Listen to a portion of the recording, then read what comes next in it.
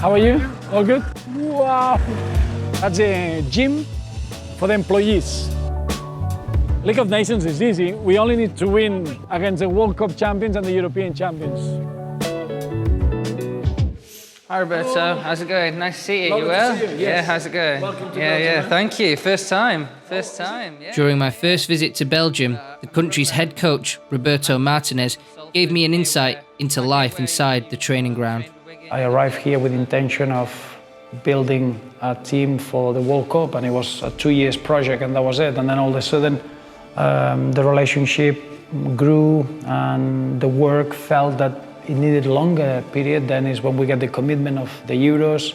The Euros get delayed for an extra year due to COVID, and during that time, I took over the technical director's role, which gives you a completely a big opportunity to work on the development of the young players and development of the next generation that they're going to follow this group of players. So it was a perfect position at that time, and it suited our federation. I'm not saying that this is the perfect structure for any federation in the world. I think it suited the Belgian moment and the Belgian football. And it came out of just day to day, trying to see the areas that we had to improve and what we could do to bring football together. One of the most prestigious projects of Martínez as a technical director is helping to design the new team building of the Belgian FA. A high-performance area where every aspect of the modern football federation comes together. In the plans, you got all the sportive space and the offices, and then the restaurant at the end. And that is in the second space that you got all the departments of the federation. That currently they're working in Brussels. So obviously we have the great opportunity to bring in everything, every department of the federation together. Thank you.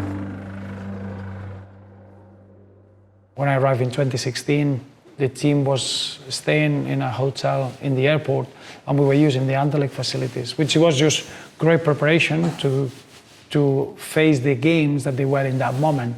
I think the federation always felt that we needed a training ground where each team had a little bit of an opportunity for the young players to progress through and reach visually where the Red Devils are. And I think that's a wonderful achievement now that we got that space, that the young players already inconsciously they're starting to prepare for one day representing the first team.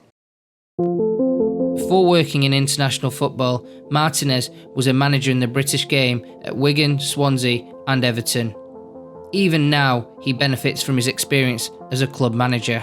International football can be taken in two ways. One, you just pick the players in the moment of form and just bring them together to represent the national team, or you're trying to work with that talent, with a pool of talent that you consider almost what you would do in a club level, and try to grow and synchronize and work in concepts that you can keep for a long period of time. And we decided that in our case, with a population of 11 million, we had to foster and protect our talent and try to grow together. Through a new open plan office, Roberto Martínez wants to share his knowledge with the coaches of all levels in the Belgian Federation. Love it. Love it. It looks fantastic. Okay. Great job. We are all going to be interrogating the same data and in the same manner, so we're going to have a real continuity in the way that the way that we are selecting, the way that we are scouting, and the way that we are developing is more in a very unified way. And then we got the analysts. Every analyst in the national team will be working in the same room, which means that the Red Devils analyst will be able to work with the under-15s analyst, and in the same way try to show the workflow and the methodology behind. So there are specific areas that they are very open, very social, and then others that they are very restricted and that they don't get on each other's way. So here, for example, you wouldn't be able to access to pitch 1, so you got no access to what's the ground floor where the professional dressing rooms are. So you got the access underneath, you can go to the youth dressing rooms, and that takes you to the pitches in the back. And then the professional direction of the footballers are completely different to the media work and other people that they can be using and enjoying the building at the same time. It's looking good, eh? I've been very, very fortunate is that to live life through my passion. And that's a big, big advantage. Of course, there are a lot of sacrifices on the way, but you have to leave your environment, your comfort at the age of 16. But I think it would look to someone that he had fun. And I hope that he could see that I had fun on the way doing what I really love, which is being involved in football.